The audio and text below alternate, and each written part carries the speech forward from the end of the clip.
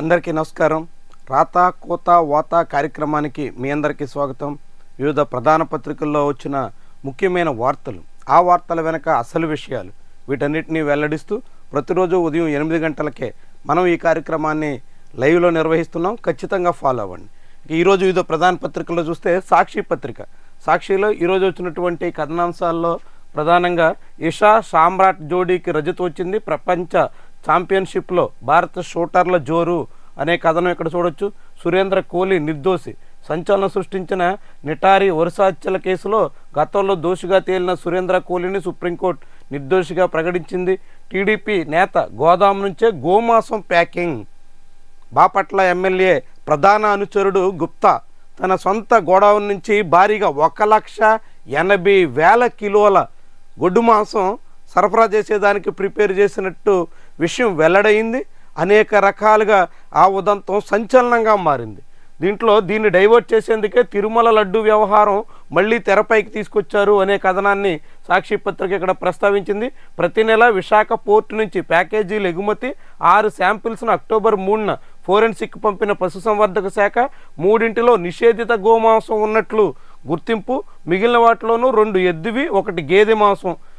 మొత్తంగా చూస్తే చాలా పెద్ద రాకెట్ నడుస్తుంది. ఆంధ్రప్రదేశ్లో బీఫ్ ఎక్స్పోర్ట్స్ దందా చాలా పెద్ద మొత్తంలో నిషేధిత జంతువు సంబంధించినటువంటి వ్యవహారాలు కూడా ఉన్నాయి అన్నట్టుగా ఈ ఉదంతం చాటుతుంది. మరి ఇంత పెద్ద గొడ్డు మాంసం, గోమాంసం ఎగుమతి అవుతుంటే సనాతనికి పట్టదా?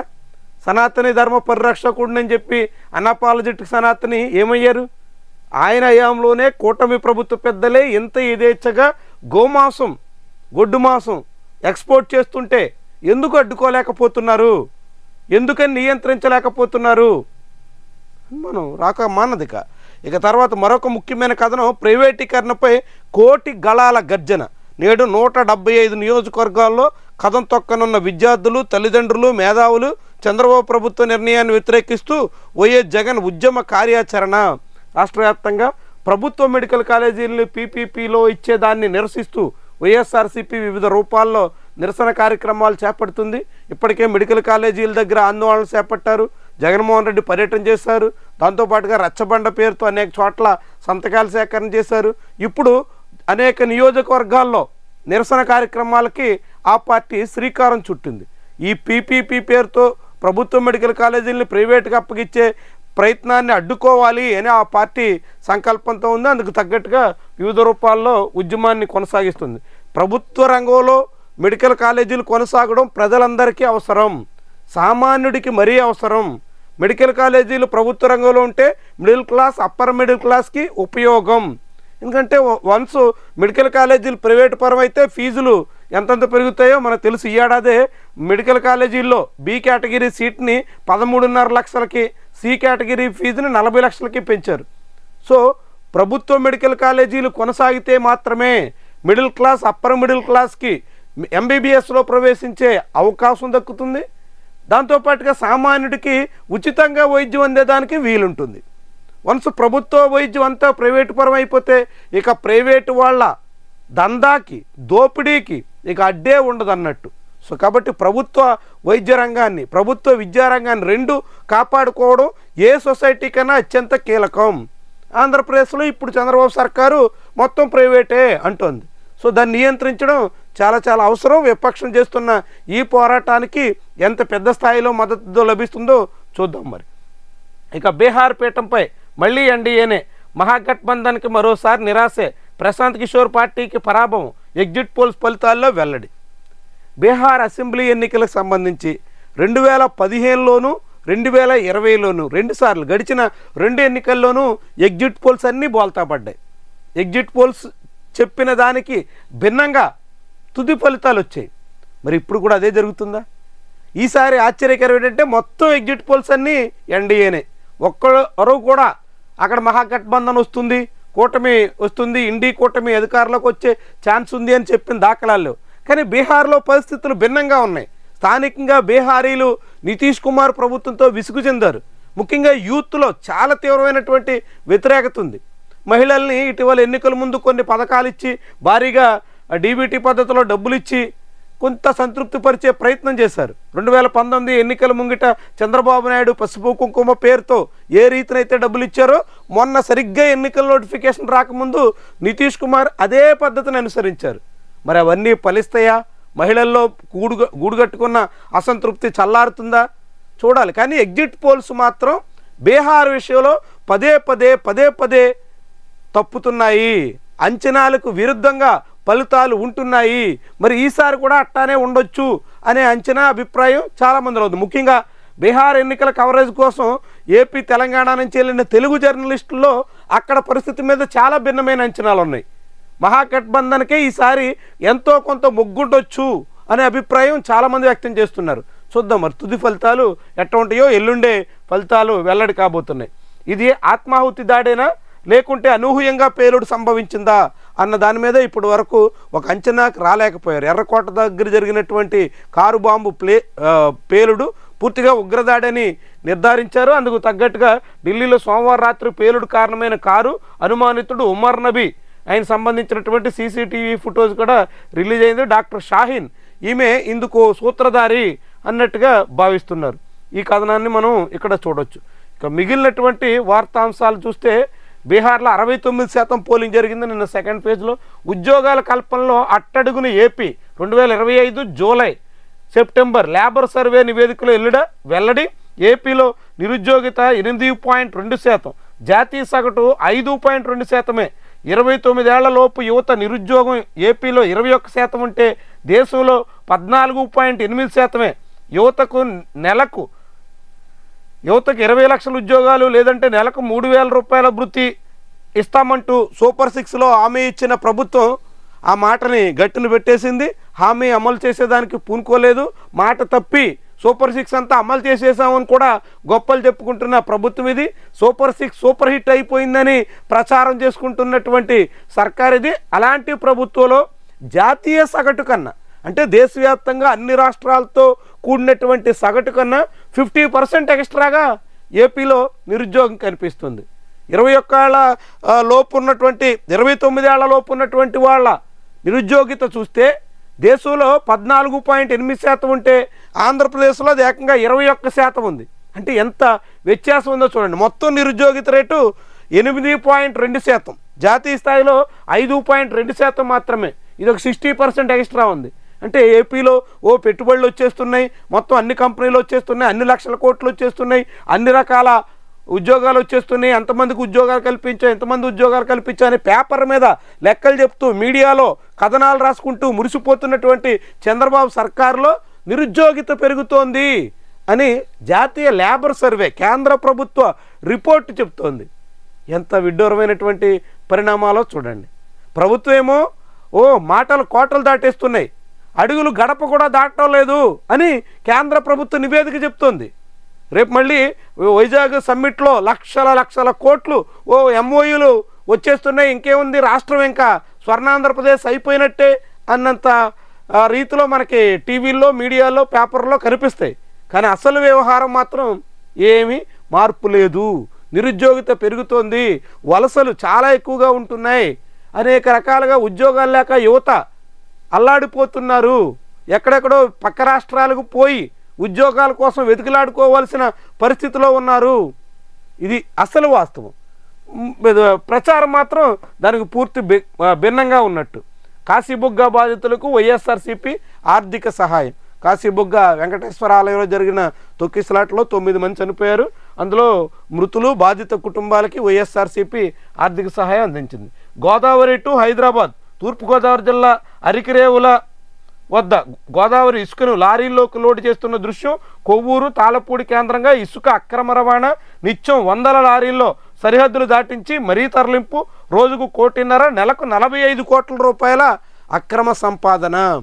ఒక్క తూర్పుగోదావరి జిల్లాలోని 3-4 రేవుల నుంచే నెలకి 45 కోట్ల రూపాయలు విలువైన ఇసుకను హైదరాబాద్కు తరలించి సొమ్ము చేసుకుంటున్నారంటే ఇక రాష్ట్రంలో ఇసుక మాఫియా ఎంత పెద్ద మొత్తంలో సాగుతున్నట్టు, ఎన్ని 100 కోట్లలో నడుస్తున్నట్టు, అది ఎన్ని 1000 కోట్లకు చేరుండొచ్చు. ఎందుకంటే జగన్మోహన్ రెడ్డి హయాంలో ఇదే ఇసుక తవ్వకాలని ప్రభుత్వం నిర్వహించింది. అప్పుడేమీ ప్రజలకు పెద్దగా ప్రయోజనం దక్కలేదు. ఆ ప్రభుత్వం నిర్ణయించినప్పుడు కనీసం ప్రభుత్వ ఖజానాకి 6-7 కోట్ల రూపాయలు వచ్చి చేరాయి. కాంట్రాక్ట్ సంస్థ ప్రభుత్వ ఖజానాకి ప్రతి టన్నుకి ఇంత చొప్పున నిధులు చెల్లించింది. ఇప్పుడు ప్రభుత్వానికి డబ్బులు లేవు, ప్రజలకి ప్రయోజనం లేదు. ఇప్పుడు ఉచిత ఇసుక చంద్రబాబు సర్కార్ వచ్చిన తర్వాత ఉచిత ఇసుక పథకాన్ని తీసుకొచ్చారు. ఈ పథకం వల్ల ప్రభుత్వానికి రావాల్సిన 6-7 కోట్లు ఎగిరిపోయాయి. ప్రజలకి ఆ మేరకు ఎంతో కొంత ఇసుక ధర తగ్గుతుందంటే భారీగా పెరిగిపోయాయి. మరి ఏం ప్రయోజనం? ఎవరు లాభపడుతున్నట్టు? మధ్యలో ఇసుక దళారుల లాభాలకి, తెలుగుదేశం పార్టీ నాయకులు సాగించే ఇసుక మాఫియాకి, కూటమి పెద్దల కనుసన్నల్లో సాగుతున్న ఈ దందాకి సర్కారు పూర్తిగా రెడ్ కార్పెట్ పరిచినట్టు భావించాల్సి ఉంటుంది. మరి లేకపోతే ఇంత యథేచ్ఛగా చెలరేగిపోవడం దేనికి సంకేతం? తూర్పుగోదావరి జిల్లాలో కొవ్వూరు, తాళపూడి ఆ 2 మండలాల్లో ఇసుక తవ్వడం, పెప్పర్ల వేయడం, చలో హైదరాబాద్, కోట్లు గడించడం. ఎవరిది ఇది? ఎందుకని కళ్ళు మూసుకుని వ్యవహరిస్తున్నారు అంటే ప్రభుత్వ పెద్దల కనుసన్నల్లోనే ఈ మొత్తం దందా సాగుతోంది. చాలా యథేచ్ఛగా కనబడుతుంది కదా అందరి కళ్ళ ఎదురుగానే ఇసుక దందా. జగన్మోహన్ రెడ్డి హయాంలో ఇసుక మాఫియా నడిచిపోతుందని రోజు ఆంధ్రజ్యోతి, ఈనాడు గుండెలు బాధేసుకొని సందర్భమే లేదు. కానీ మరి ఇప్పుడేం జరుగుతుంది? ఇప్పుడేమైనా ఇసుక జనానికి 1 పైసా అయినా, 1 రూపాయి అయినా ఎక్కడైనా తగ్గిందా రేటు? ఎక్కడ ఇసుక ధర తగ్గినట్టు లేదే. మరి చెప్తారు ఎడ్లు బండ్ల మీద ట్రాక్టర్లోనూ ఉచితమే కదా అని అంటారు. ఎడ్లు బండ్లు ట్రాక్టర్లతో ఇప్పుడు ఇల్లు కట్టుకునేటువంటి వాళ్ళు ఎంతమందికి ఉంటారు? ఇల్లు అపార్ట్మెంట్ల నిర్మాణాన్ని అందరికీ ఇలాంటి లోడ్లోనే తీసుకొచ్చి వేస్తారా? అక్కడ ధర భారీగా పెరిగింది.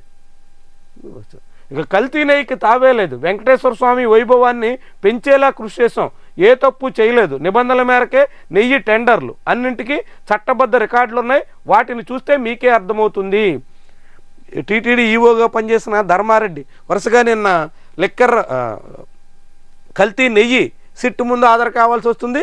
రేపో మాపో మళ్ళీ ఆయన పరకామణి కేసులో కూడా హాజరు కాక తప్పని పరిస్థితి వస్తుంది. తిరుమల కేంద్రంగా సాగిన దందాల భాగోతం బయట పెడతాం అని ప్రభుత్వం చెబుతుంది. అయితే ఈ కల్తీ నెయ్యిలో ధర్మారెడ్డి విచారణ సందర్భంగా చెప్పిన మాటల్ని ఒక్కొక్క పత్రిక ఒక్కొక్క రకంగా రాశాయి. అసలు అందులో కల్తీయే జరగలేదు, ఎటువంటి అక్రమాలు సాగలేదు, మేము ఎప్పటికప్పుడు పరిశీలించాం, పూర్తిగా ట్యాంకర్లని పరిశీలించిన తర్వాత మాత్రమే తిరుమలలోకి అనుమతించాం, ఒకవేళ నెయ్యిలో ఏదైనా కల్తీ జరుగుంటే అలాంటి ట్రిప్పులు 18 ట్యాంకర్లని వెనక్కే పంపించాం, కాబట్టి నెయ్యి కల్తీ జరిగే అవకాశమే లేదు అని ఆయన చెప్పినట్టుగా సాక్షి రాస్తే ఆంధ్రజ్యోతి అందుకు విరుద్ధంగా ప్రభుత్వ పెద్దలు ఒత్తిళ్లతోనే అలాంటివన్నీ అంగీకరించాల్సి వచ్చింది అన్నట్టుగా రాసుకొచ్చింది. మరి ధర్మారెడ్డి పోలీసుల ముందు ఏం చెప్పారు? ఈ మీడియాలో సాక్షిలో ఒక రకంగా, ఈనాడు జ్యోతిలో మరో రకంగా రాశారంటే ఈ లీకులు వీళ్ళకి ఎక్కడి నుంచి వచ్చాయి? చాలా విడ్డూరమైనటువంటి వ్యవహారం. ఇక మిగిలిన కథనాల్లో ఆంధ్రజ్యోతిలో చూస్తే అక్రమాస్తుల కేసులో 21న కోర్టుకు జగన్ హాజరు మినహాయింపును తీవ్రంగా వ్యతిరేకించిన సిబిఐ కోర్టుకు రాకుండా తప్పించుకు తిరుగుతున్నారని కౌంటర్. దీంతో జగన్ మెమో ఉపసంహరణ, హాజరుకు 21 వరకు గడువిచ్చిన కోర్టు. 6 ఏళ్ల తర్వాత కోర్టు మెట్లెక్కనున్న వైనం, 12 ఏళ్లుగా బెయిల్ పైనే జగన్. దేశంలో రాష్ట్రంలో ముఖ్యమైన నాయకులు ఇద్దరు ప్రస్తుతం ఆంధ్రప్రదేశ్లో ముఖ్యమంత్రి, మాజీ ముఖ్యమంత్రి ఇద్దరు బెయిల్ పైనే కొనసాగుతున్నారు. చంద్రబాబు నాయుడు 3 ఏళ్ళు, జగన్మోహన్ రెడ్డి 12 ఏళ్ళు. వీళ్ళిద్దరూ బెయిలే. అక్రమాస్తుల కేసులే, అడ్డగోలుగా అవినీతి అక్రమాలకు పాల్పడ్డారన్న అభియోగాలే. ఈయన మీద సిబిఐ, ఆయన మీద సిఐడి. ఈ కేసులు ఇద్దరు జైలుకి వెళ్ళి వచ్చినటువంటి వాళ్ళే. ఇప్పుడు జగన్మోహన్ రెడ్డి విదేశీ పర్యటనకే సిబిఐ కోర్టు అనుమతించిన తర్వాత విదేశాల నుంచి తిరిగి వచ్చి కోర్టు ముందు హాజరు కావాల్సి ఉంది. కానీ గడిచిన 6 ఏళ్ళగా అలాంటి వాటి నుంచి మినహాయింపు పొందారు. కానీ ఇప్పుడు మాత్రం తాను హాజరు కావాలంటే భద్రతా సమస్యలు వస్తాయి కాబట్టి వీడియో కాన్ఫరెన్స్ ద్వారానే హాజరవుతా, లేదంటే మినహాయింపు ఇవ్వండి అంటూ మొదట మెమో వేశారు. దానికి సిబిఐ అభ్యంతరం పెట్టడంతో చివరికి జగన్ కోర్టుకు హాజరయ్యేదానికి నిన్న తన మెమో ఉపసంహరించుకుని ఇప్పుడు 21వ తారీఖులోగా కోర్టుకు హాజరు కాబోతున్నారు. ఇది చూడాలి కోర్టు ఎట్లా స్పందిస్తుంది. ఇది విదేశీ పర్యటనకి వెళ్ళి వచ్చిన తర్వాత తను మళ్ళీ తిరిగి దేశంలో వచ్చారు, కోర్టు నిబంధనలు పాటించారని చెప్పుకునే ఒక క్యాజువల్ కాల్ అన్నట్టు. మరి ఆ తర్వాత పరిణామాలు ఎట్లుంటాయో చూడాలి. ఇక సచివాలయాలను సరిదిద్దాలి, సమర్థ వినియోగంతోనే సరైన ఫలితాలు, సరైన ప్రణాళిక లేకుండా జగన్ తెచ్చిన వ్యవస్థ సంక్లిష్టతలు వేడక నేటికి అదే అవస్థ. మొత్తానికి ఆంధ్రజ్యోతి ఒప్పుకుందండి, గ్రామ సచివాలయాలు జగన్మోహన్ రెడ్డి తెచ్చినవే అని. తెలుగుదేశం పార్టీ, ఆ పార్టీ సోషల్ మీడియాలో చాలామంది ఒప్పుకోవట్లా. ఏమంటారంటే గ్రామ సచివాలయ వ్యవస్థ చాలా కాలంగా ఉంది, ఇప్పుడు జగన్మోహన్ రెడ్డి తీసుకురావడం ఏంటి, ఎప్పుడో సచివాలయ వ్యవస్థ కొనసాగుతుంది, రాష్ట్రంలో అన్ని పంచాయతీలకి భవనాలు ఉన్నాయి, అంతా వ్యవస్థ పగడ్బందీగా సాగుతోంది, జగన్మోహన్ రెడ్డి వచ్చి పేరు మార్చారంతే అని నిన్న మొన్న వాదించారు. కానీ ఆంధ్రజ్యోతి మాత్రం కాదు, ఆ వ్యవస్థ జగన్మోహన్ రెడ్డి హయాంలోనే పురుడు పోసుకుంది. 2019 అక్టోబర్ 2వ తారీఖున కాకినాడ రూరల్ మండలం కరప కేంద్రంగా ఈ వ్యవస్థగా ఆయన శ్రీకారం చుట్టారు. అయితే పూర్తి పగడ్బందీగా ప్రణాళికాబద్ధంగా చేయలేకపోయారు, దాన్ని సరిచేయాలి అని ఆంధ్రజ్యోతి అంటుంది. సరిచేయడం అంటే ఏంటి? సిబ్బందిని కుదించడమా, సచివాలయాలు తగ్గించడమా, సచివాలయాల్లో ప్రజలకు అందే సేవల్ని నియంత్రించడమా, ఏం చేస్తారు, ఎట్టా సాగిస్తారు చూడాలి. మరి అంటే ప్రభుత్వం ఇలాంటి కథనాలు రాసిన తర్వాత దాని వెనక చాలా పెద్ద ప్రయత్నాలు సాగుతాయి. ఆంధ్రజ్యోతి ఈనాడులో ఏదైనా ఒక వ్యవస్థ గురించి ఒక కథనం వచ్చిందంటే దాని చుట్టూ ప్రభుత్వం ఏదో ఒక నిర్ణయం తీసుకోబోతుంది అనేటువంటి అభిప్రాయం, అనుమానం అందరిలోనూ కలుగుతుంది. ఎందుకంటే ఇప్పటికే సచివాలయ సిబ్బందికి సంబంధించిన అనేక సమస్యలు పేరుకుపోతున్నాయి. వాలంటీర్లు చేయాల్సిన పనులన్నీ ఇప్పుడు సచివాలయ సిబ్బంది చేస్తున్నారు. దాంతో సచివాలయ సిబ్బంది ఇటీవల ఆందోళనకు కూడా పూనుకున్నారు. కానీ ప్రభుత్వం మాత్రం దాన్ని ఖాతరు చేయలేదు. ఇప్పుడు మళ్ళీ సచివాలయ వ్యవస్థ సరిదిద్దాలి అన్నట్టుగా ఆంధ్రజ్యోతి రాస్తోందంటే దీని వెనక ఏదో ఒక కారణం ఉండొచ్చు అని మనం భావించాలి. నాడు చీచి నేడు బల్లే బల్లే. అప్పుడు పెట్టుబడిదారుల్ని తరిమేశారు, ఇప్పుడు వారే బారులు తీరుతున్నారు చంద్రబాబు. అంటే ఆయన ఉద్దేశం లూలు లాంటి వాళ్ళు పెట్టుబడిదారులు అన్నట్టు. లూలు వల్ల రాష్ట్రం ఉద్ధరించబడుతుంది అన్నట్టు. లూలుకి ఇస్తున్నటువంటి భూముల ఖరీదు, లూలు ఇక్కడ పెట్టేటువంటి పెట్టుబడుల వ్యవహారం అంతకన్నా చాలా నామమాత్రం. గుజరాత్లో, ఉత్తరప్రదేశ్ లాంటి చోట లూలు సైట్ కొనుక్కుని అక్కడ తన మాల్ పెడుతుంటే ఏపీలో మాత్రం ప్రభుత్వం కారు చౌకగా కోట్లాది 100 కోట్ల రూపాయల విలువైన భూమిని కట్టబెట్టేస్తుంది. ఇప్పుడు అలాంటి లూలు మాల్ లాంటి వ్యవస్థల్ని జగన్మోహన్ రెడ్డి హయాంలో రద్దు చేశారు కాబట్టి వాళ్ళకి భూ కేటాయింపుల్ని ఉపసంహరించుకున్నారు కాబట్టి ఇప్పుడు వాళ్ళంతా వచ్చేస్తున్నారు అనేది చంద్రబాబు నాయుడు మాటలు. అంటే పెట్టుబడులు వచ్చేస్తున్నాయని ఈయన మాటల్లో చెప్పడమే తప్ప అసలు రాష్ట్రంలో నిరుద్యోగిత రేటు భారీగా ఉంది అని మరి లేబర్ సర్వే చెప్తున్న అంశాన్ని ఆయన కాదంటారా? మొన్నటి జూలై, సెప్టెంబర్ గడిచిన క్వార్టర్లో భారీగా నిరుద్యోగిత రేటు దేశ సగటు 5.2 ఉంటే ఏపీలో 8.4 ఉంది. మరి ఇంత తీవ్రంగా ఇంత ఎక్కువగా ఉండడానికి కారకులు ఎవరు? చంద్రబాబు ప్రభుత్వంలో విధానాల వైఫల్యం కాదా? ప్రకటనలేమో ఇంకెక్కడన్నట్టే. భారత్తో వాణిజ్య ఒప్పందానికి చేరువయ్యాం, రష్యా నుంచి భారత్ చమురు కొనుగోళ్లు గణనీయంగా తగ్గించింది. ఎవరు చెప్తున్నారు? American president. ఇండియన్ గవర్నమెంట్ ఎక్కడ చమురు కొనగాలి, ఎవరి దగ్గర నుంచి కొనుగోలు చేయాలి, ఎంత ధరకు కొనుగోలు చేయాలి, ఎప్పుడు కొనుగోలు చేయాలి అన్నీ అమెరికా నిర్దేశిస్తుంది. అమెరికా చెప్పినట్టుగా మోదీ సర్కార్ ఆడుతోంది కాబట్టి ఇప్పుడు అమెరికా ఇండియా గవర్నమెంట్తో వాణిజ్య ఒప్పందానికి సిద్ధం అంటుంది. రష్యా నుంచి చౌక ధరలకి చమురు రావడం బట్టే గడిచిన 2 ఏళ్లుగా ఇండియాలో పెద్దగా పెట్రోల్ ఛార్జీలు పెరిగిన దాఖలాలు లేవు. మనం వారం రోజులకి 10 రోజులకోసారి పెట్రోల్ ధరలు బగబగా, మళ్ళీ మండిన పెట్రోలు, మళ్ళీ పెరిగిన ధరలు, ఇలా రకరకాల వార్తలు చూసేటట్టు వాళ్ళు. అవన్నీ లేదంటే కారణం రష్యా నుంచి చౌక చమురు మనకు రావడం వల్లే. ఇప్పుడు రష్యా నుంచి చౌక చమురు అమెరికా ఆంక్షల వల్ల ఇండియన్ గవర్నమెంట్ కొనడం మానేస్తుంది, అమెరికా నుంచే అధిక ధరకు కొంటోంది. అంటే రాబోయే కొద్ది రోజుల్లోనే మన మీద పెట్రోల్ భారం పెరగడం అనివార్యం, పెట్రోల్ ఛార్జీల మోత తప్పనిసరి. ఇదొక సంకేతం. మోదీ గవర్నమెంటు అమెరికా ముందు సాష్టాంగపడేటువంటి రీతిలో సాగుతున్నటువంటి కారణంగానే ఇండియాలో పెట్రోల్ ధరలు పెరిగే ప్రమాదం పొంచి ఉంది. అది ఎంత పెరుగుద్ది, ఎప్పుడు పెరుగుద్ది, ఇవన్నీ ప్రస్తుతానికి ప్రశ్న. కానీ పెరగడం అనివార్యం. ఎందుకంటే చౌకగా వస్తున్న రష్యా ఆయిల్ వద్దనుకుని ఎక్కువ ధరకే అమెరికా నుంచి కొనుగోలు చేసిన తర్వాత అనివార్యంగా ఆ భారాన్ని జనం భరించాల్సిందే. ఏపీకి మేనమామగా ఉంటా శివరాజ్ సింగ్ చౌహాన్. శ్రేణుల్లో అసంతృప్తి ఎందుకో తేల్చండి. నారా లోకేష్ నిన్ననే ఆంధ్రప్రదేశ్ క్యాబినెట్ భేటీలో మొత్తం ఎమ్మెల్యేలంతా రెచ్చిపోతున్నారు, చెలరేగిపోతున్నారు, దందాలు సాగిస్తున్నారు అని ముఖ్యమంత్రి, ఉప ముఖ్యమంత్రి, మంత్రులంతా చర్చించారు. నిన్న నారా లోకేష్ తెలుగుదేశం పార్టీ కార్యకర్తలంతా తీవ్ర అసంతృప్తిగా ఉన్నారు అని అంగీకరించారు. ఎప్పుడైనా ఒక సమస్య ఉంది అని అంగీకరించడం అంటే సగం సరిదిద్దుకోవడమే.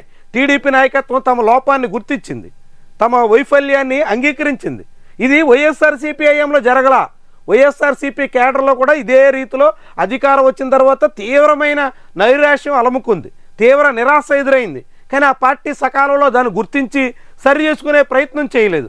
ఇప్పుడు తెలుగుదేశం పార్టీ మాత్రం తమ క్యాడర్ తమకు దూరం అవుతుంది, తమ తీరుతో తీవ్రంగా వ్యతిరేకిస్తుంది, తమ వైఖరి తమ పార్టీ శ్రేణులకే రుచించడం లేదు అని మాత్రం గుర్తించింది. మరి గుర్తించిన తర్వాత సరైన పరిష్కార మార్గాలు అన్వేషిస్తుందా, ఆ పరిష్కార మార్గాలు సక్రమంగా అమలు చేస్తుందా అన్న దాన్ని బట్టి టీడీపీ భవిష్యత్తు ఉంటుంది. ఎందుకంటే తెలుగుదేశం పార్టీ అంటే కార్యకర్తల పార్టీ అని చెప్పుకుంటారు, కానీ అధికారం వచ్చిన తర్వాత తెలుగుదేశం పార్టీ కార్యకర్తలంతా కాడు వదిలేస్తున్నారు. అనేక మంది సోషల్ మీడియాలో టీడీపీ నేత తీరు మీద తీవ్రంగా మండిపడుతున్నారు. తెలుగుదేశం పార్టీ శ్రేణులే, సామాన్య ప్రజల్లో ఎలానూ ప్రభుత్వం మీద వ్యతిరేకత ఉంది, అది పెరిగే ప్రమాదం ఉంది. సామాన్య ప్రజల్లో వ్యతిరేకత పెరుగుతున్నప్పుడు దాన్ని కంట్రోల్ చేయాలంటే ముందు కార్యకర్తలు సంతృప్తి చెందాల, కార్యకర్తల్ని పార్టీ నాయకత్వం సమర్థవంతంగా డీల్ చేయాలి. అలా డీల్ చేయకపోవడం వల్లే వైఎస్ఆర్సీపీలో పార్టీకి జనానికి మధ్య గ్యాప్ పెరిగింది. మధ్యలో అనుసంధానకర్తలుగా ఉండాల్సిన కార్యకర్తలు దూరం కావడం వల్ల వాలంటీర్లు నమ్ముకున్న ఆ పార్టీ పుట్టి మునిగింది. ఇప్పుడు తెలుగుదేశం పార్టీ తన సమస్యని గుర్తిస్తోంది, అంగీకరిస్తోంది, పరిష్కారం కోసం ప్రయత్నం చేస్తోంది. మరి ఎంత మేరకు పరిష్కరించుకోగలదు అన్నది ఆ పార్టీ భౌతవ్యాన్ని నిర్ణయిస్తుంది. ఎందుకంటే చాలా చాలా తీవ్రమైనటువంటి వ్యతిరేకత టీడీపీ కేడర్లోనే ఉంది. ఇక రహదారులపై రక్తపాతం, రాష్ట్రంలో 3 రోడ్డు ప్రమాదాలు, 9 మంది దుర్మరణం. ఆ కల్తీ నెయ్యిని ఎలా అనుమతించారు? శ్రీవారి భక్తుల మనోభావాలు దెబ్బతింటాయని తెలీదా? నెయ్యి కల్తీ జరిగిందని ఎప్పుడు గుర్తించారు? ముందు తర్వాత ఎన్ని ట్యాంకర్లను అనుమతించారు? ఒక్కో ట్యాంకర్కి ఎంత కమిషన్ ముట్టింది? ఇలాంటి ప్రశ్నలు. ఉన్నత స్థాయి ఒత్తిళ్లతోనే సరఫరాను అనుమతించాల్సి వచ్చిందన్న ధర్మారెడ్డి. అంటే ఆంధ్రజ్యోతిలో కల్తీ నెయ్యిని అంగీకరించినట్టుగా ఇందులో వచ్చింది. అబ్బాయి అసలు కల్తీయే జరగలేదన్నట్టుగా సాక్షి పత్రికలో మనం చూసాం. ఇక మిగిలినటువంటి ఇంటికో పారిశ్రామికవేత్త సాధ్యమే. ఇంటికో పారిశ్రామికవేత్త వినడానికి చాలా బాగుంటుంది. చంద్రబాబు మాటలన్నీ అట్లా స్వర్ణాంధ్రలాగా ఊహల్లోనే ఉంటాయి. వైవి సుబ్బారెడ్డి పిఏ ఖాతాలో 4,69,00,000, అందులో 4,65,00,000 వేరువేరు ఖాతాల్లోకి మళ్లింపు. 2019-24 మధ్య చిన్నప్పన్న ఆదాయం 65 లక్షలే. కానీ ఆయన ఖాతాలో ఆ కోట్ల రూపాయల డబ్బు జమ అయింది. కల్తీ నెయ్యిపై చర్యలు తీసుకొని నాటి టీటీడీ చైర్మన్ సుబ్బారెడ్డి పిఏ ఖాతాలో జమ అయింది లంచాల సొమ్మేనని భావిస్తున్న సిట్ దర్యాప్తులో కీలక విషయాలు వెలుగులోకి. అన్ని ఆధారాలు ఉన్నాయి, అన్నీ కనిపెట్టాం. అప్పన్న ఖాతాలోకి భారీగా కోట్ల రూపాయల అక్రమాల సొమ్ము, ముఖ్యంగా కల్తీ నెయ్యి సొమ్ము జమ అయింది అని మీడియాలో రాసుకుంటారు, అన్నీ చేస్తారు. కానీ చివరికి మరి కేసుని కొలిక్కి తీసుకొస్తారా? ఇన్ని ఆధారాలు దొరికినప్పుడు అసలు నిందితుల్ని పట్టుకోగలుగుతారా? చేయగలరా? చూద్దాం. ఎందుకంటే లిక్కర్ స్కామ్ కూడా ఇలాగే రోజు ఈనాడు ఆంధ్రజ్యోతి పత్రికలో పుంకాలుగా రాశారు. లిక్కర్ స్కామ్ గురించి వార్త లేకుండా కొన్ని నెలల పాటు గడిచింది. ప్రతిరోజు వార్త లేకుండా పత్రిక లేదు కొన్ని నెలల పాటు. మరి అలాంటి తీరున ఇప్పుడు మళ్ళీ తిరుమల తిరుపతి దేవస్థానం కల్తీ నెయ్యి ఉదంతం మీద పడ్డారు. మరి అందులో ఏం తేల్చారు? బొక్కబోర్లా పడింది సీట్. అక్కడ ఎటువంటి ఆధారాలు లేవని చేతులు ఎత్తేసింది. వాంగ్మూలం ఇచ్చినటువంటి వాళ్ళే శరత్ చంద్రారెడ్డి, రోహిత్ రెడ్డి లాంటి వాళ్ళు ఎదురు తిరిగారు. దాంతో సిట్ ఏం చేయాలో పాలిపోక లిక్కర్ స్కామ్ని నీరుగార్చేసింది. ఇప్పుడు మళ్ళీ తిరుమల తిరుపతి దేవస్థానం కల్తీ నెయ్యి చుట్టూ పడ్డారు. ఈ టీటీడీ ఉదంతం అన్న తేలుస్తారా? రోజు మీడియాలో రాసుకుని అబ్బో ఇంకేదో జరిగిపోయిందని జనాల్లో ఒక భ్రమ కల్పించి ఆ తర్వాత తుస్మనిపించేస్తారా? చూద్దాం ఏం జరుగుతుందో. ఇక ఇందులో కూడా అదే రాస్తారు, హైకమాండ్ ఒత్తిడితోనే తీసుకున్నాం అన్నట్టుగా. ఇక 21లోగా కోర్టుకు హాజరవుతా అనేటువంటి కథనం కూడా ఇక్కడ ఈనాడు పత్రికలో మనం చూడొచ్చు. ఇక ఆంధ్రప్రభ పత్రికలో మళ్ళీ సేమ్ అదే జగన్మోహన్ రెడ్డి చంద్రబాబు నాయుడు కామెంట్స్ చూడొచ్చు. జూబ్లీహిల్స్లో కాంగ్రెసే రాబోతుంది, ఎగ్జిట్ పోల్స్ వెల్లడి. ఎన్నికల ముందు సర్వేలు, కేకే సర్వే లాంటి వాళ్ళు కూడా ఏకంగా బీఆర్ఎస్ 20,000 మెజార్టీతో గెలవబోతుంది, 40,000 ఓట్ల ఆధిక్యాన్ని సాధించబోతుంది అన్నట్టుగా చెప్పారు. కానీ తీరా ఎగ్జిట్ పోల్ వచ్చేసేనాటికి కాంగ్రెస్ పార్టీ స్పష్టమైన ఆధిక్యాన్ని సాధించే దిశలో ఉంది. ఎందుకంటే పోల్ మేనేజ్మెంట్ విషయంలో బీఆర్ఎస్ చేతులెత్తేసింది. కాంగ్రెస్ పార్టీ అధికారాన్నంతా ఉపయోగించుకుని తనకున్న మొత్తం యంత్రాంగాన్నంతా బరిలో దింపి పకడ్బందీగా సాగింది. కాంగ్రెస్ అభ్యర్థి నవీన్ యాదవ్ గెలిచే దిశలో కనిపిస్తున్నారు ప్రస్తుతానికి. స్థానిక సమరానికి సిద్ధమవ్వండి, పార్టీలో ప్రతి ఒక్కరికి న్యాయం చేస్తామంటూ నారా లోకేష్ మాటలు. ఒకేసారి 3 లక్షల గృహప్రవేశాలు చేయబోతున్నాం. జగన్మోహన్ రెడ్డి హయాంలో ఇళ్ల స్థలాలు కేటాయించి ఇళ్ల నిర్మాణం మొదలైనటువంటి వ్యవహారంలో ఇప్పుడు చంద్రబాబు సర్కార్ వచ్చిన తర్వాత ఆ ఇళ్ల నిర్మాణం పూర్తయిందని ప్రారంభోత్సవాలు చేస్తున్నారు. చంద్రబాబు సర్కార్ వచ్చిన తర్వాత ఒక్కరికి 1 సెంటు భూమి కూడా ఇచ్చిన దాఖలాలు లేవు. తెలుగుదేశం పార్టీ ఆఫీసులకు మాత్రం ఎకరాలకు ఎకరాలు ఇచ్చారు. ఇప్పుడు జనసేనకు కూడా ఇస్తారట. సామాన్య జనానికి మాత్రం ఎక్కడా సెంటు భూమి కూడా ఇవ్వలేదు. జగన్మోహన్ రెడ్డి హయాంలో నిర్మాణం ప్రారంభమైన 3 లక్షల ఇళ్లను ఇప్పుడు ప్రారంభించి ఇదంతా మా ఘనతే అని చెప్పుకోవడానికి సిద్ధమవుతున్నారు.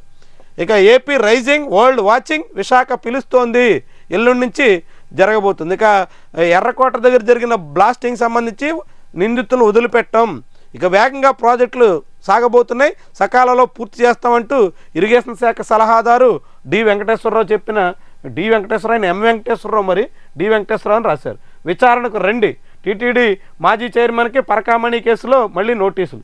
ఇది ఈ ఆంధ్రప్రభ పత్రికలో వచ్చిన కథనాలు. ఇక ప్రజాశక్తిలో చూస్తే తక్షణ సాయంగా 2622 కోట్లు ఇవ్వండి, నిన్నే 960 కోట్లు ఇవ్వండి అంటూ కేంద్రానికి లేఖ రాశారు కేంద్ర ప్రభుత్వ అధికారుల బృందం ముందు. ఇప్పుడు అది 2622 కోట్లకి పెరిగింది. శివరాజ్ సింగ్ చౌహాన్ సేమ్ ఆయనే, బుడమేరు వరదలప్పుడు కూడా అదే శివరాజ్ సింగ్ చౌహాన్ ఏపీలో పర్యటించారు. వరద నష్టాన్ని, ఆ తుఫాన్ నష్టాన్ని అన్నిటినీ ఆయన చూశారు. వరద బాధితులందరినీ ఆదుకుంటామని చెప్పారు, మళ్ళీ ఢిల్లీ వెళ్ళి ఏపీని మర్చిపోయారు. ఇప్పుడు మళ్ళీ ఆయనే ఇదే తుఫాను బాధిత రైతాంగాన్ని ఆదుకుంటామనే పేరుతో మళ్ళీ మాట్లాడుతున్నారు. 2622 కోట్ల రూపాయలు ఇమ్మని చంద్రబాబు నాయుడు విన్నవించారు. మరి అందులో కనీసం 200 కోట్లైనా తీసుకురాగలుగుతారా? పోనీ 26 కోట్లైనా కేంద్రం విడుదల చేస్తుందా? చూద్దాం. ఎందుకంటే బుడమేరు బాధితులకి నయా పైసా విధిల్చిన పాపాన మోదీ సర్కారు పోలేదు. చంద్రబాబు సర్కారు డబుల్ ఇంజిన్ సర్కారు అంటూ మనందరికీ చెప్పే మాటల్లో కనీసం 2 రూపాయలు కూడా తీసుకొచ్చిన ఆనవాళ్లు లేవు. మిగిలినటువంటి కథనాల్లో ఢిల్లీ ఘటనపై బాధిత కుటుంబాలకు సిపిఎం సంతాపం, కార్మికుల సంక్షేమంపై చర్చించండి అంటూ సిపిఎం నాయకత్వం విశాఖ సమ్మిట్లో పెట్టుబడులు, పెట్టుబడిదారుల లాభాలు అవే కాదు కార్మికుల గురించి కూడా మాట్లాడండి అన్నట్టుగా కోరినటువంటి విషయం.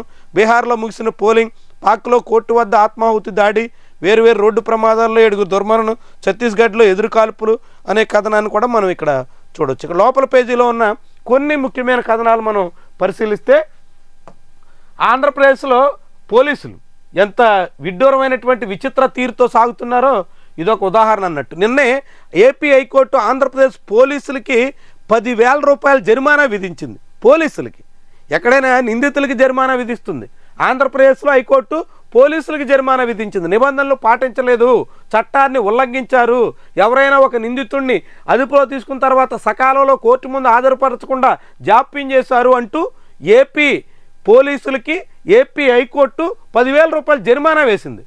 ఇప్పుడు ఒక ఏఎస్ఐ ఏకంగా పేకాట క్లబ్బులు నిర్వహిస్తున్నారు. ఆంధ్రప్రదేశ్లో ఇప్పటికే అధికార పార్టీ పెద్దలు పోలీసుల సహకారంతో యథేచ్ఛగా పేకాట క్లబ్బులు నిర్వహిస్తున్నారు. ఈ విషయాన్ని మనం చెప్పడం కాదు, ఉప ముఖ్యమంత్రి పవన్ కళ్యాణే అంగీకరించారు. భీమవరం డిఎస్పీ పేకాట క్లబ్బులు నిర్వహిస్తున్నారు అంటూ ఆయన నేరుగా ఎస్పీకే ఫిర్యాదు చేశారు. దాని మీద చర్యలు ఏం తీసుకున్నారు? ఉప ముఖ్యమంత్రిని ఎందుకు అని పట్టించుకోలేదు. ఆయన అంతగా ఫిర్యాదు చేసిన భీమవరం డిఎస్పీ జయసూర్య మీద గొంతు చించుకున్న పవన్ కళ్యాణ్ని ఎవరు ఎందుకు ఖాతరు చేయలేదు అంటే అది వేరే కథ. కానీ ఇప్పుడు పోలీసులే ఏకంగా పేకాట క్లబ్బులు, పైగా ఇది ఎక్కడ పెదకాకాని పోలీస్ స్టేషన్, పలువురు పోలీసులు కలిసి జూదం ఆడుతూ టాస్క్ ఫోర్స్ పోలీసులకు పట్టుబడ్డారు. ఇది మొత్తంగా చూస్తే ఈ క్లబ్ని ఆయన నిర్వహిస్తున్నట్టు వెల్లడైంది. చూడండి ఎట్లా ఉందో. ఇక మరొక విచిత్రం, మంత్రివర్యులు ప్రత్యేక విమానాల్లోనే. ఆంధ్రప్రదేశ్లో ఆరోగ్యశ్రీ పథకానికి డబ్బులు ఇవ్వడానికి ప్రభుత్వం దగ్గర నిధులు లేవు. ఆంధ్రప్రదేశ్లో ఫీజు రీఎంబర్స్మెంట్ బకాయిలు చెల్లించడానికి ప్రభుత్వం దగ్గర డబ్బులు లేవు. ఈ మాట చెప్పేది ప్రభుత్వమే. ఆఖరికి బ్లీచింగ్ చల్లడానికి కూడా డబ్బులు లేవు అంటూ స్వయంగా పవన్ కళ్యాణ్ చెప్పుకొచ్చారు. మరి బ్లీచింగ్ చల్లడానికి డబ్బులు లేని రాష్ట్రంలో, ఆరోగ్యశ్రీ బకాయిలు చెల్లించడానికి నిధులు లేని రాష్ట్రంలో, ఫీజు రీఎంబర్స్మెంట్ పిల్లల చదువులకు ఆటంకం లేకుండా చేయలేని సర్కారులో స్పెషల్ ఫ్లైట్లకు డబ్బులు ఎక్కడి నుంచి వస్తున్నాయి? ఇప్పటికే CM, deputy CM Nara Lokesh ఇలాంటి వాళ్ళందరూ స్పెషల్ ఫ్లైట్లు, హెలికాప్టర్లలో యథేచ్ఛగా చాలా స్వేచ్ఛగా తిరుగుతున్నారు. నచ్చినంత టూర్లు నచ్చినట్టుగా వేసుకుంటున్నారు. సర్కారీ వారి జమానా నుంచి, సర్కారీ సొమ్ము నుంచి. ఇప్పుడు ఏకంగా మంత్రులు ఇందులో సత్యసాయి శత జయంతి ఉత్సవాల ఏర్పాట్లు పరిశీలించడం కోసం పయ్యావులు కేశవ్, అనగాని సత్యప్రసాద్, సత్యకుమార్, సవిత, కందుల దుర్గేష్ ఇలాంటి వాళ్ళందరూ స్పెషల్ ఫ్లైట్లో పుట్టపర్తిల్లారండి. ఎలా ఎంత వ్యవహారం ఎట్లా ఏ రేంజ్లో ఉందో చూడండి. మంత్రుల సోకులకి ఎక్కడ తగ్గట్లా స్పెషల్ ఫ్లైట్లే అందరూ. మంత్రులు, ముఖ్యమంత్రులు, ఉప ముఖ్యమంత్రులు వీళ్ళందరూ స్పెషల్ ఫ్లైట్లో తిరుగుతుంటే వీటి ఖర్చు ఎక్కడి నుంచి? డబ్బులు లేవని చెప్పి ఏకంగా రాష్ట్రాన్ని తాకట్టు పెట్టేయాలని చెప్పి ఆడబిడ్డనిది ఇస్తామని చెప్పిన మాటను కూడా ఈ సర్కారు ఎగ్గొట్టేసింది. నిరుద్యోగ భృతి సూపర్ 6లో చెప్పిన మాటను కూడా గాలికి వదిలేసింది. కానీ స్పెషల్ ఫ్లైట్లో వీళ్ళు తిరగడానికి మాత్రం ఎక్కడా వెనకాడడం లేదు. అంటే ఎవరి సొమ్ము ఎలా వెచ్చిస్తున్నట్టు? ఈజ్ ఆఫ్ డూయింగ్ బిజినెస్లో అగ్రస్థానంలో కేరళ దేశంలోనే. మొన్నటి వరకు Chandrababu Naidu is of doing, speed of doing ఇట్లా రకరకాల మాటలు చెప్పారు. పెట్టుబడిదారులకి వందలాది ఎకరాల భూములు కట్టబెడుతున్నారు. ఏకంగా పెట్టుబడిదారుల కోసం ఆంధ్రప్రదేశ్లో పని గంటలు కూడా పెంచేస్తున్నారు. కార్మికుల్ని మరింతగా దోపిడీ చేసుకోండి అని అనుమతిస్తున్నారు. ఇవేమీ కేరళ చేయలా. కేరళ లూలు లాంటి సంస్థలకి అప్పనంగా భూములు ఇవ్వలా. మీరు కొనుక్కుని మీరు కట్టండి అంటూ కొచ్చిలో కేరళ రాష్ట్ర ప్రభుత్వం ఆదేశాలు ఇచ్చింది. అయినా సరే అక్కడ లూలు మాల్ వచ్చింది. కానీ ఆంధ్రప్రదేశ్లో లూలుకి విశాఖ, విజయవాడ ఇలాంటి చోట విలువైన భూములు కట్టబెడుతున్నారు. అయినా ఈజ్ ఆఫ్ డూయింగ్లో ఆంధ్రప్రదేశ్ వెనకబడిపోయింది, కేరళ ముందంజలో ఉంది. అంటే కేరళ మోడల్ దేశానికి ఎట్లా ఒక మార్గదర్శనమో మళ్ళీ చూడండి. ఇక సీఎం పర్యటనలో హెలీప్యాడ్ ఏర్పాట్లలో నిర్లక్ష్యం వహించారట, దుమ్ము రేగిందట. అందువల్ల ఇద్దరు R&B-SCలకి నోటీసులు ఇచ్చారు. ఇకపై కాంక్రీట్తోనే నిర్మించండి. తాత్కాలికంగా ముఖ్యమంత్రి ఎక్కడి నుంచి ఎక్కడికి దిగాలనుకున్న ఆ హెలికాప్టర్ కోసం కాంక్రీట్తో ఆ ప్రాంగణం అంతా సిద్ధం చేయండి అని ఆదేశాలు వచ్చాయి. ఇక మిగిలినవి పీలిస్తే రోగాలే. ఆంధ్రప్రదేశ్లో ఒకవైపు గాలి నాణ్యత చాలా వేగంగా పడిపోతుంది. తెలుగు రాష్ట్రాల్లోనూ వేగంగా క్షీణిస్తున్న గాలి నాణ్యత. హైదరాబాద్లో 5 రోజుల్లో 50% తగ్గుదల, తిరుపతిలో 10 రోజుల్లోనే 150% క్షీణత, విశాఖలో పూర్ లెవెల్కి చేరిపోయింది. మున్ముందు మరింత ఆందోళనకరంగా మారబోతుంది. ఇప్పటికే ఢిల్లీలో వాయు కాలుష్యం కలత చెందాల్సి వస్తుంది. ఇప్పుడు ఇదొకటి.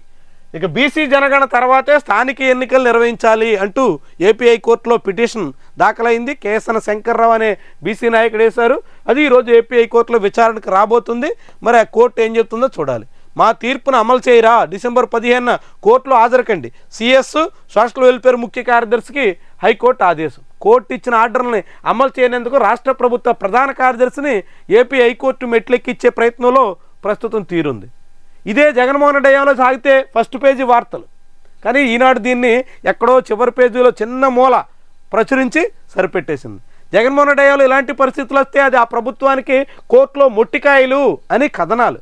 ఇప్పుడు మాత్రం ప్రభుత్వానికి సంబంధం లేదు, CS chief secretary social welfare వాళ్ళు చేసిన తప్పిదో అన్నట్టుగా చిత్రీకరించే ప్రయత్నం. అంటే ఒక వార్తని ఒక ప్రభుత్వ హయాంలో తమ గిట్టనటువంటి వాళ్ళు ఉంటే ఎట్టా రాస్తారు, తమకి నచ్చినటువంటి వాళ్ళు అధికారంలో ఉంటే ఎట్టా పరిమితం చేస్తారు, ఎంతగా కుదిస్తారు, ఎంతగా కవర్ చేస్తారు అనే దానికి ఇదొక ఉదాహరణ అన్నట్టు. ఇవి ఈరోజు ఇది పత్రికలో వచ్చిన ముఖ్యమైన కథనాలు. కథనాల వెనక అసలు కథలు, వార్తల వెనక వాస్తవాలు. ప్రతిరోజు ఇదే రీతిలో మనం ఈ కార్యక్రమాన్ని ఉదయం 8 గంటల నుంచే నిర్వహిస్తున్నాం. రాతా కూతా వాతా కార్యక్రమాన్ని ఫాలో అవ్వండి. మీ అభిప్రాయాన్ని కామెంట్ రూపంలో తెలియజేయండి. దాంతోపాటుగా ఛానల్ని సబ్స్క్రైబ్ చేయడం, ఈ వీడియోని లైక్ చేయడం మర్చిపోవద్దు. Thank you very much for watching.